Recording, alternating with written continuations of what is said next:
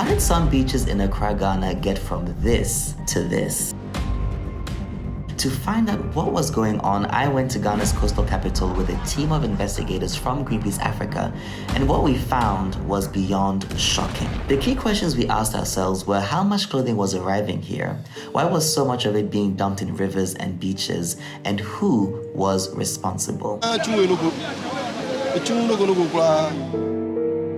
We knew that a shocking 15 million secondhand items of clothing arrive in Ghana every week. So in the last year, we visited Kantamanto, where tons of secondhand clothes arrive every day, and we found that up to 500,000 items of clothing waste from the market end up in open spaces and informal dump sites every single week. Market sellers buy bales of internationally imported clothes, most of which are of poor quality. For most people, they've invested all of their life savings into this business, and it's sad that they get to buy a bill, open the bill, and most of the things in there are things they can't sell. They normally break the bills, and the bad ones many than the good ones. The bad ones are many. We want better ones. All these ones are baller. Yeah. That's what we say here. Yeah. It's not good. We also visited informal dump sites, climbing mountains of textile waste, where we collected samples and performed infrared testing on them to see what these clothes were mainly made of. And, surprise, surprise, they are predominantly made of plastic.